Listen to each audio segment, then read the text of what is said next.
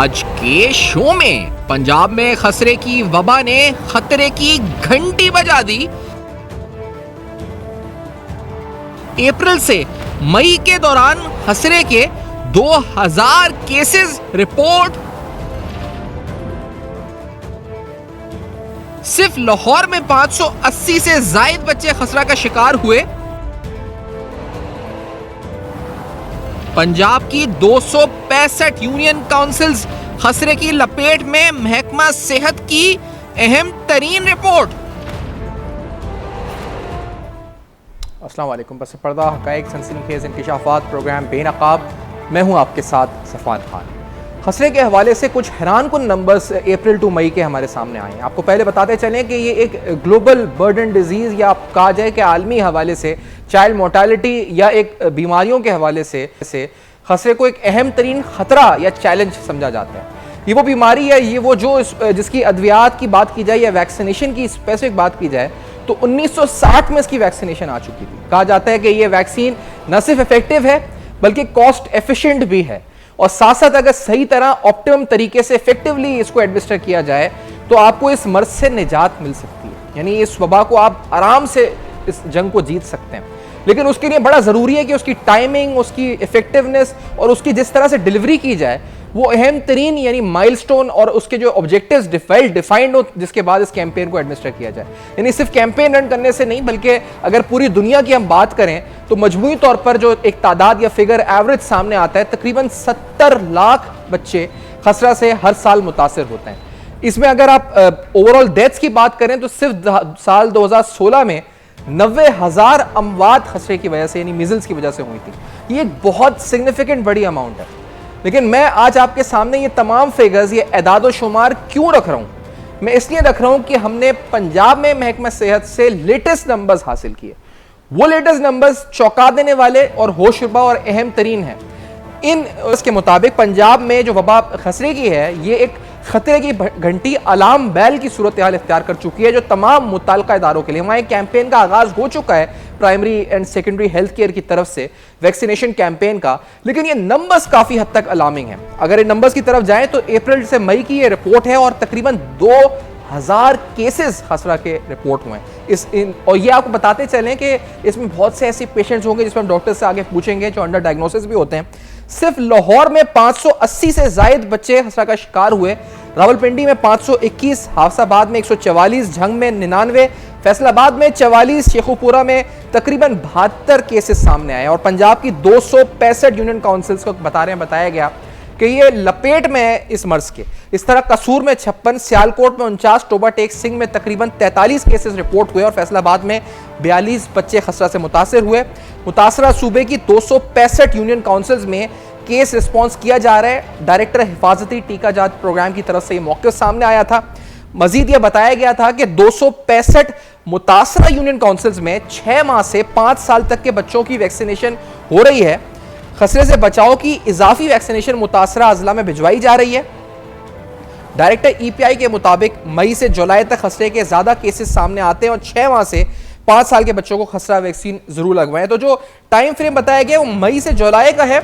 हम ये पूछेंगे भी डॉक्टर से कि क्या वाकई में इसी सीजन में ये केसेस ज्यादा आते हैं, या ये हमने जो सुना था कि अक्टूबर ऑनवर्ड्स ये केसेस ज्यादा आते हैं। क्यों ये अप्रैल और मई के अंदर सिग्निफिकेंट स्पाइक या राइज हमें केसेस में नजर आया है?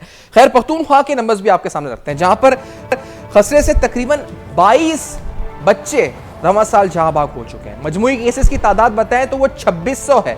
सबसे ज्यादा डीआई खान में इस मर्ज ने बच्चों को नुकसान पहुंचाया। 462 केसेस रिपोर्ट हुए, 13 बच्चे जाबाक हुए। महकमा सेहत के मुताबिक 4 सद्दा में 317, पेशावर में 265, बाजोड़ में 165, मर्दान में 161 केसेस सामने, स्वाबी में 136 और नौशेरा, लकी मरवत और कर्क में 171 बच्चे इससे मुतासर हुए।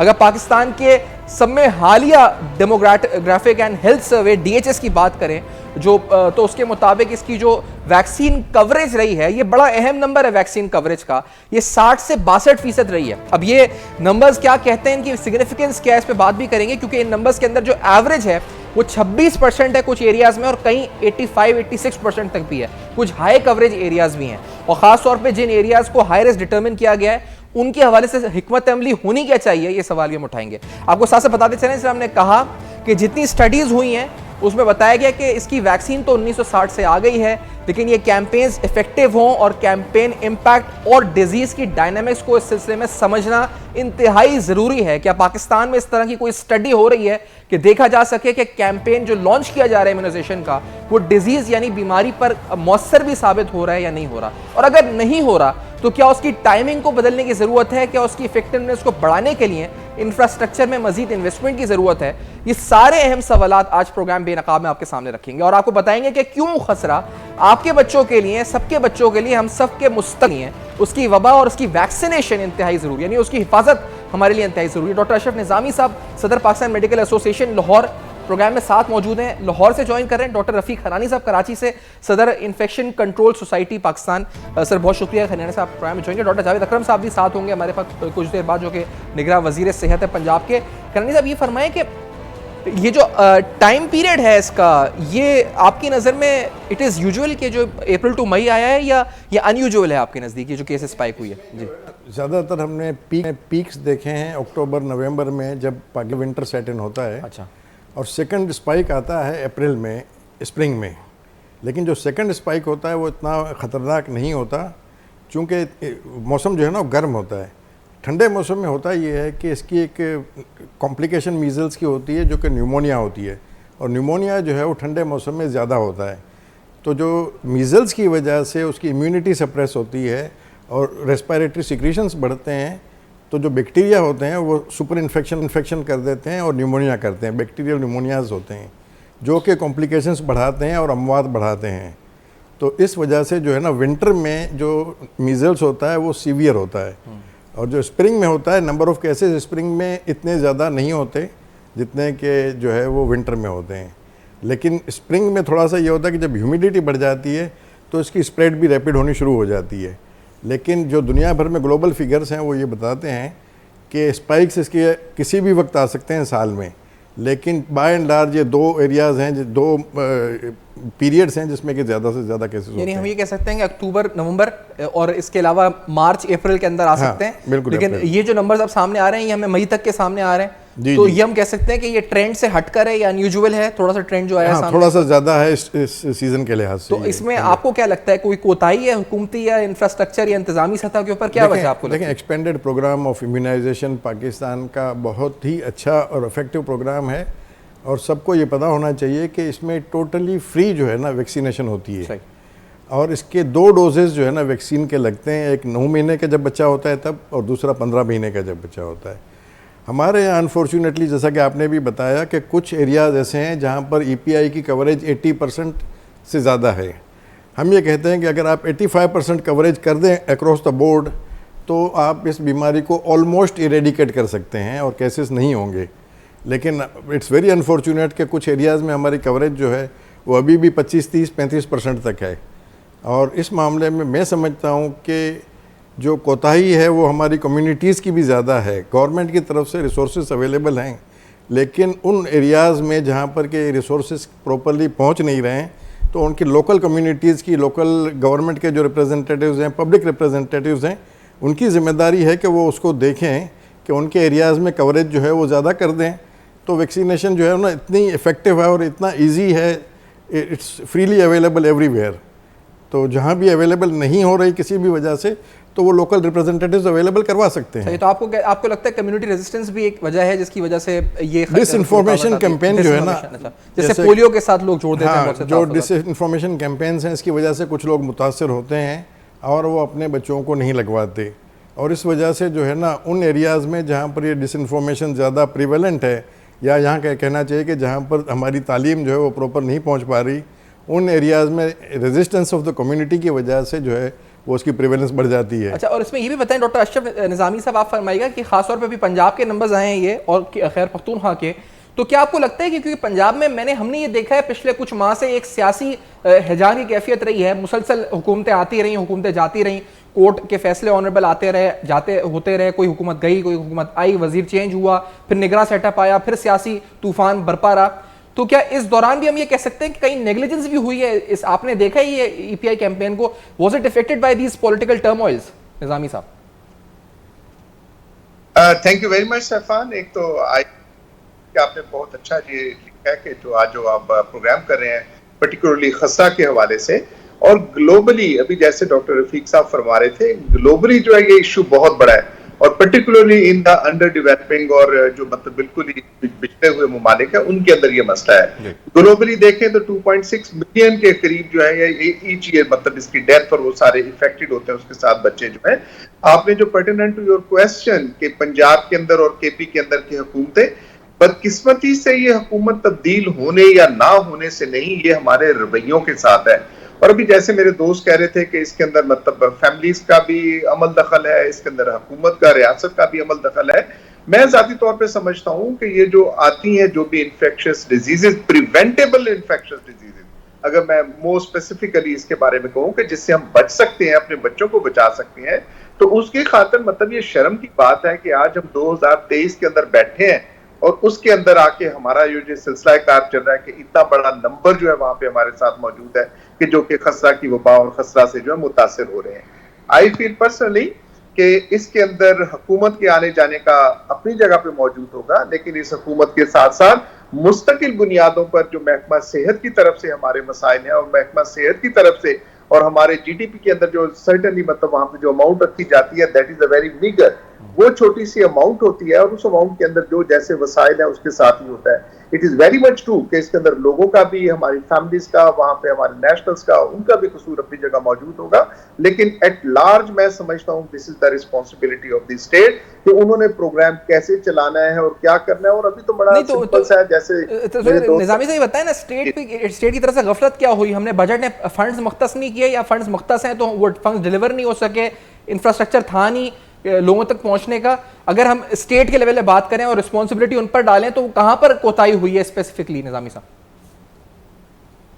ये देखिए, मैं समझता हूँ ऐसी कोई इन्वेस्टिगेशंस तो मैं कर नहीं सकता, मतलब हम्बल सी हमारी ऑर्गेनाइजेशन है, लेकिन ये हर फैक्टर के ऊपर ही मौजूद है। एलोकेशन ऑफ फंड्स के ऊपर भी है, उसकी जो सर्विसेज आगे एक्सटेंड करने के उसके अंदर भी मतलब ये मसला मसाइल आते हैं, और लोगों की तरफ मौजूद है।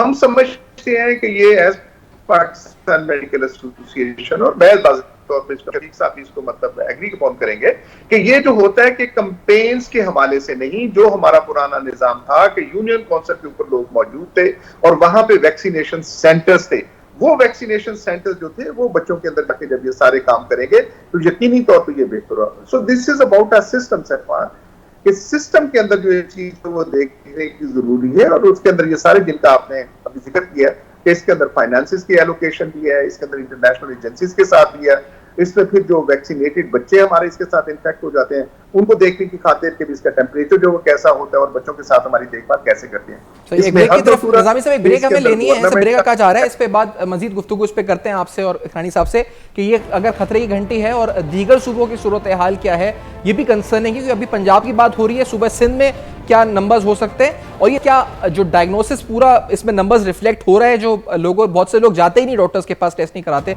आफ्टर दिस ब्रेक हमारे साथ रहेगा।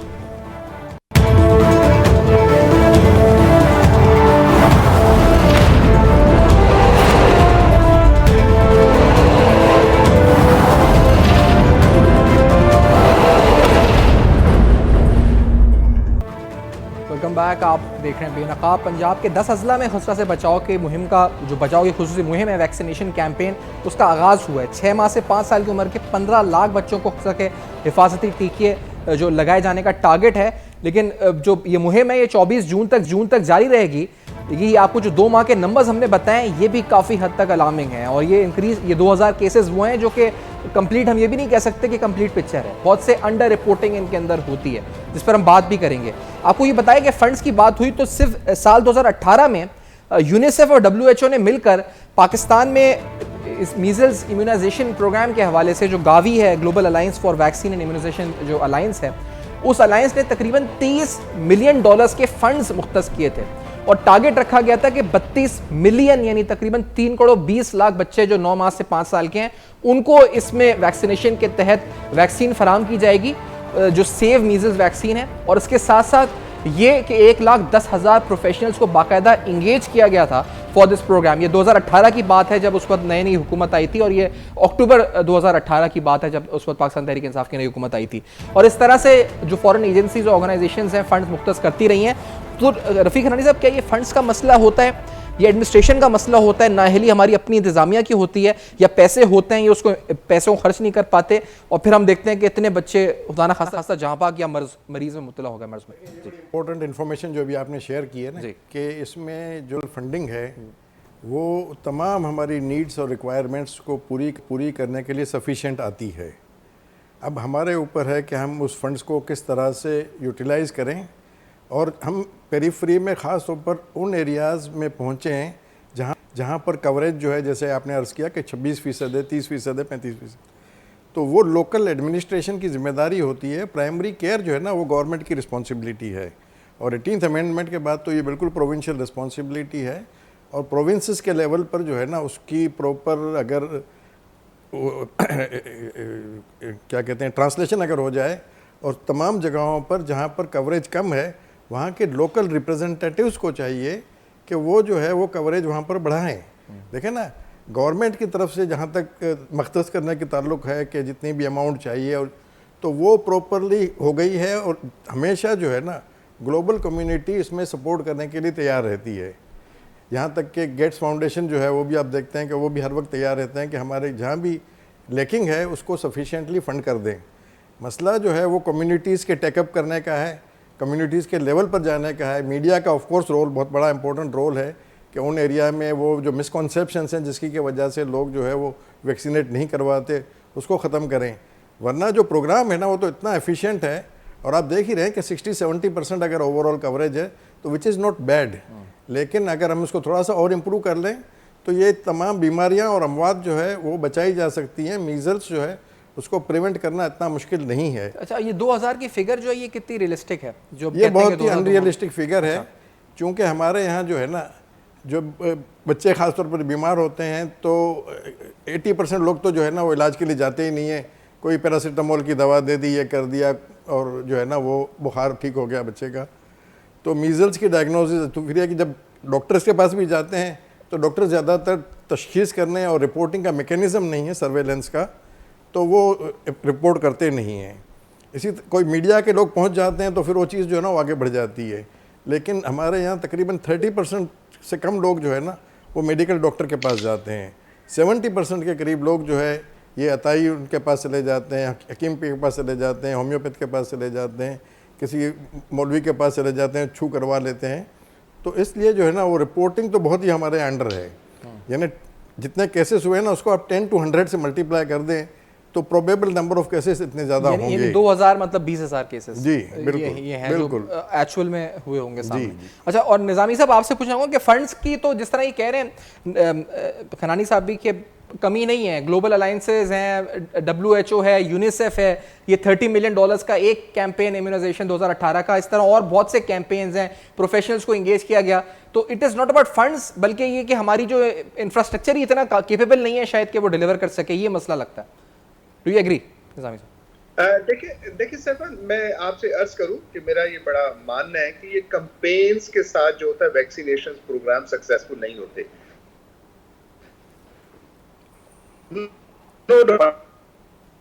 जो है हमारे साथ जो भी चैरिटेबल ऑर्गेनाइजेशन हमें प्रोवाइड करती हैं, पोलियो की खातिर आप जानते हैं कि कितना कुछ सारा कुछ हो रहा है, लेकिन जब तक यहाँ पे सिस्टम नहीं होएगा, और मैं समझता हूँ कि अगर यूनियन काउंसिल्स के लेवल की हद तक जब तक के वहां पे कंट्रोल और डिजीज बर्डन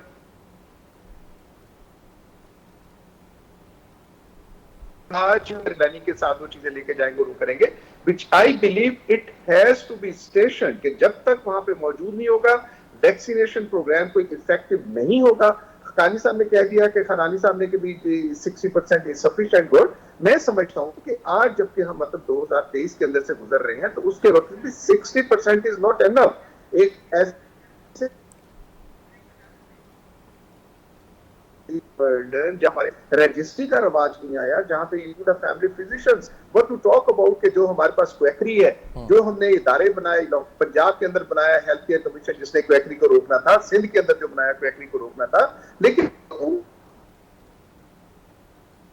अच्छा डॉक्टर साहब, आपकी आवाज़ हमारे पास रुक रुक कर आ रही है, हम उम्मीद करते हैं हम इसको रिजॉल्व करते हैं in the break.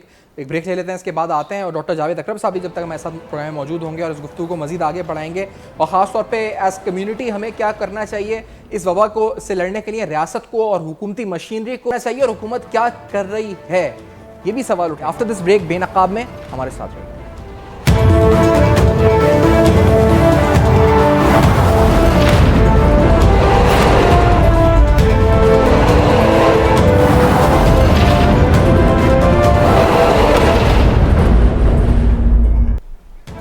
Welcome back. आप देख रहे हैं बेनकाब। बेनकाब में खसरा, मीज़ल्स, ये कितना बड़ा एक चैलेंज है आलमी सतह के ऊपर।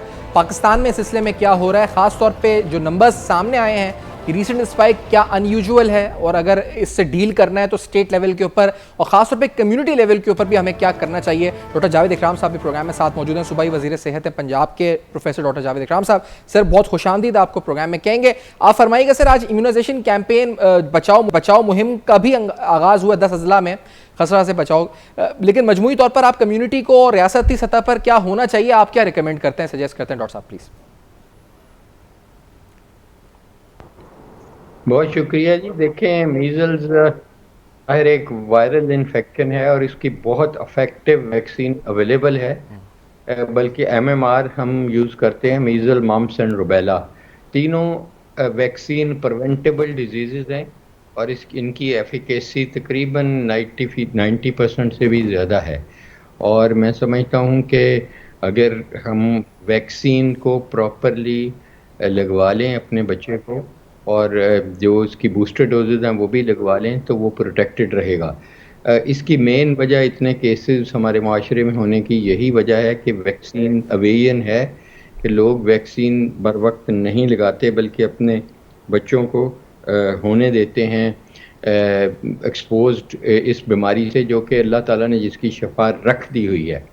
और उसकी वजह से फिर बहुत सारे बच्चों में फेफड़ों का डैमेज हो जाता है, फेफड़ों की इन्फेक्शन हो जाती है बार बार, और बहुत लोगों बच्चे जो हैं उनके फेफड़े फट भी जाते हैं, यानी नीमोथोरेक्स हो जाता है, और फिर उसके बाद unfortunately it can be fatal, या हम वो बच्चे जो कीमती हमारा सरमाया हैं वो अल्लाह को प्यारे हो जाते हैं। तो मैं समझता हूँ कि ये गफलत है on part of the parents, जो माँ बाप के हैं, कि वो उसको समहाउ अवेड करते हैं या मिथ्स में या वहम में मुब्तला हैं, या उनको कोई क्वैक्स इस किस्म की चीज़ कह देते हैं कि वैक्सीन लगवाएंगे तो मर्दाना कमज़ोरी बच्चे को हो जाएगी और ग्रोथ नहीं होगी, और ऐसी कोई चीज़ नहीं है। जो वैक्सीन्स ये उन बीमारियों में मीज़ल्स कंसिडर होती है जहाँ पे वैक्सीन बहुत इफेक्टिव हैं, ऑलमोस्ट 90% से भी ज़्यादा इफेक्टिविटी है उनकी, और मैं समझता हूँ कि इसका बेनिफिट उन्हें अपने बच्चों को देना चाहिए, उनका फ़र्ज़ अव्वल है, ख़ासकर हमारे माशरे में जहाँ अभी तक वबाई बीमारियाँ बहुत ज़्यादा हैं, इंक्लूडिंग मीज़ल्स, जो कि हम ईज़िली प्रिवेंट कर सकते हैं। अनफॉर्चुनेटली पाकिस्तान पोलियो के लिहाज से उन दो ममालिक में है, अपना अफ़गानिस्तान और पाकिस्तान रह गया जहाँ अभी भी केसेस रिपोर्ट होते हैं, हालांकि उसकी भी बहुत अच्छी वैक्सीन अवेलेबल है और लोग घर घर जाके वैक्सीन करते हैं हमारे वैक्सीनेटर्स, लेकिन उनका भी बहुत ज़्यादा रेजिस्टेंस अवेलेबल होता है हमारे माशरे में, बल्कि माँ बाप उनको ये कहते हैं कि नहीं, इससे बहम में पड़ जाते हैं कि DNA चेंज हो जाएगा, ये हो जाएगा, वो हो जाएगा। It's so unfortunate.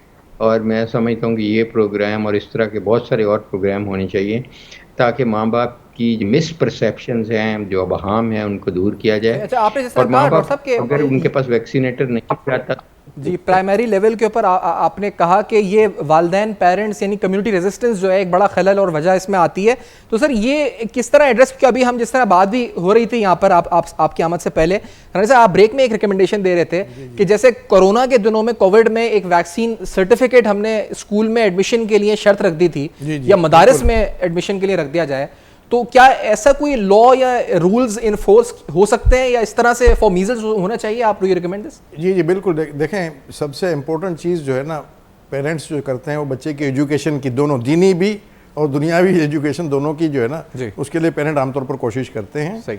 तो तमाम मदारिस में आमतौर पर 3 से 4 साल के बच्चों को जो है ना लोग दाखिल कर देते हैं, स्कूल्स में आमतौर पर 4th ईयर 5th ईयर में करते हैं। Exactly. दोनों जगहों पर अगर ये मैंडेटरी कर दिया जाए कि वैक्सीनेशन सर्टिफिकेट होगा और जो वैक्सीनेशन कंप्लीट जिन बच्चों का होगा उनको ही दाखिला दिया जाएगा और जिनका कंप्लीट नहीं होगा उनको कंप्लीट करवा दिया जाएगा। क्योंकि वैक्सीनेशन तो फ्री अवेलेबल है, EPI के सेंटर्स हैं और जो भी प्राइवेट इदारा भी जो कई एक प्राइवेट इदारे जो है ना वो EPI को सपोर्ट करने के लिए अपने आप को वॉलंटियर कर रहे होते हैं। तो तकरीबन पूरे मुल्क में जो है ना इसका नेटवर्क बना हुआ है और फैसिलिटी हर जगह पर अवेलेबल है और फ्री अवेलेबल है, लेकिन उसका यूटिलाइजेशन जो है ना वो कम है। तो इस तरह की डॉक्टर साहब आप क्या कहते हैं डॉक्टर जावेद साहब कि अगर इस तरह की कोई शर्त रख दी जाए कि आप एडमिशन या स्कूल में आपकी रजिस्ट्रेशन कैंसिल हो सकती है या मदारिस में हो सकती है अगर आपके पास वैक्सीनेशन सर्टिफिकेट नहीं है, तो आपको लगता है इज इट इम्प्लीमेंटेबल और ये is it a good idea, do you think? देखें, anything which protects our nation is a good idea. लेकिन प्रॉब्लम ये है कि जो कानून हमारा है फंडामेंटल राइट्स कॉन्स्टिट्यूशन में, उसमें आपको भी किसी वजह से ऐसी वजह से डिनाई नहीं कर सकते एजुकेशन। ये फंडामेंटल राइट्स में आती है, चाहे वो वैक्सीन लगवाए या नहीं लगाए। कोई भी कोर्ट में अगर चला जाएगा तो हमारी वो फेलियर हो जाएगा, इसलिए कि क्योंकि हम इस वक्त स्कूल हेल्थ पे काम कर रहे हैं। पंजाब में हम एक ऑर्डिनेंस ला रहे हैं इंशाल्लाह बहुत जल्द, बीइंग ए केयर टेकर। हम इस ऑर्डिनेंस में हम बहुत सारी स्क्रीनिंग्स ला रहे हैं हेपेटाइटिस बी, सी और सबसे बढ़ के थैलेसीमिया की, ताकि हम चाहते हैं कि थैलेसीमिया एरेडिकेट हो जाए पाकिस्तान से, जैसे बहुत सारे दीगर ममालिक से, इंक्लूडिंग ग्रीस से, इंक्लूडिंग टर्की से पिछले 9 साल से कोई एक केस नहीं हुआ। हमारा अभी भी थैलेसीमिया बर्डन बहुत ज़्यादा है। तो सबसे बेहतरीन तो ये चीज़ होगी, देखिए मैंने कई ममालिक में काम किया है, हर मुल्क में कहीं भी वैक्सीनेटर्स घर पे नहीं आते, हम जाते हैं अपने बच्चों को, मेरे बच्चे वहीं पैदा हुए थे इंग्लैंड में, तो हम बच्चों को ले के जाते थे कि एक दिन भी लेट ना हो। 2 डोजेज़ हैं MMR की और ये कोई इतनी बड़ी चीज़ नहीं है। और मैं समझता हूँ कि ये मिसपरसेप्शंस हैं और हमने आपके ज़रिए इसको लोगों का मसाजिद में और इन जगहों पे और जहाँ भी कोई इफ़ेक्टिव टूल आता है कोई इस तरह का सोशल मीडिया के ज़रिए, हमें उनके वहम दूर करने चाहिए और हमें उनमें शऊर पैदा करना चाहिए कि ये जो उन्होंने बच्चा पैदा किया है, माँ का दूध जैसे उसका हक़ है, उसी तरह ये वैक्सीनेबल डिजीज़ के अगेंस्ट कराना उसका हक़ है। और वो अदा नहीं करेंगे तो या तो पोलियो की वजह से वो अपाहज हो जाएगा या जान से हाथ धो बैठेंगे, मीज़ल से और रुबेला से। बहुत सारी आपकी अगर बेटी है तो उसके ऐसे बच्चे पैदा हो सकते हैं जो कि कंजेनिटली एबनॉर्मल हों, जिनके हार्ट एबनॉर्मल हों। इसलिए जबकि अल्लाह ने एक जगह शिफा रख दी और हमें दिमाग भी दे दिया है, हमें जहन भी दे दिया है, तो हमें प्रोएक्टिव हो के कोई ऐसी कैंपेन होनी चाहिए जैसे आपका ये प्रोग्राम आई एम श्योर कि देखा जा रहा होगा और शायद ये वसीला बन जाए कई दर्जनों उन बच्चों का जिनको आमतौर पे माँ बाप ने नहीं ये वैक्सीन नहीं लगवानी थी, अब वो लगवा लें। तो that is the best tool. लेकिन जैसे आपने कहा कि अगर हम इसको कानून बनाएंगे तो कानून सेट असाइड हो जाएगा कि उसमें आपने कहा कि उसमें हम इस पे काम कर रहे हैं ऑलरेडी। हम इसमें कुछ कॉन्ट्रडिक्टरी आइन से मामला हो सकते हैं। आप कुछ को कहना चाह रहे हैं? मैं बिल्कुल एग्री नहीं करता हूँ, इसलिए कि मेरे बच्चे का राइट है कि जब वो स्कूल जाए या मदरसे में जाए तो उसके साथ ऐसे बच्चे ना हों जो कि बीमारी ला सकते हैं। सही। तो वो मेजॉरिटी का राइट है और मैं समझता हूँ कि कोई भी अदालत या कोई भी जो है ना उस चीज़ को प्रोटेक्ट नहीं करेगा। फंडामेंटल राइट मेरे बच्चे का भी तो है कि वो सेहतमंद रहे, कि वो सेफ और सिक्योर एनवायरनमेंट। तो ये जो है I don't by this idea. ठीक है। और ये अच्छा निजामी साहब आप लास्टली इस पे प्लीज अगर कुछ ऐड करना चाहें in few seconds lastly we have. मैं थोड़ा सा फाइनेंस करना चाहूंगा कि इस वक्त वतन अजीज के अंदर बच्चे जो 5 साल से लेकर ऊपर 40% हमारे बच्चे जो स्कूल गोइंग एज है वो स्कूल ही नहीं जा रहे। तो व्हाट टू टॉक अबाउट के स्कूलों के अंदर हम वैक्सीनेशन सर्टिफिकेट, मदारिस की बात भी हुई। आई एग्री कि ऐसा जरूर ऐसे एग्री कि बिल्कुल ऐसा ही होना चाहिए। मैं तो कहता हूँ मुलाजमत के जो पेरेंट्स हैं उनके साथ होना चाहिए कि मुलाजमत के साथ they have to show the certificate कि उनके बच्चों को जो पूरा वैक्सीनेशन प्रोग्राम जो that has been done over there. तो ये तो एक एसेंशियल है, मैं समझता हूँ कि और कोर्ट ऑफ लॉ भी कोर्ट ऑफ लॉ। सही है सर, मैं बहुत शुक्रिया अदा करूंगा आपका डॉक्टर अशरफ निजामी साहब और रफीक खनानी साहब, डॉक्टर साहब और जावेद इकराम साहब प्रोग्राम में आप तीनों शख्सियात ने ज्वाइन किया और ऐसे अहम तरीन मौजू पर अपने अपने पॉइंट ऑफ व्यूज दिए। आप फीडबैक दे सकते हैं फेसबुक, ईमेल और ट्विटर पर। और आपको लाजमी जिस तरह ये कहा गया इस प्रोग्राम के प्लेटफॉर्म से कि इस वबा से अपने बच्चों को और मुस्तकबिल को महफूज बनाना है, पाकिस्तान को महफूज बनाना है, मिसकंसेप्शन मिसपरसेप्शन पे नहीं जाना है। फीडबैक दीजिएगा, जरूर देखते रहिएगा। अब तक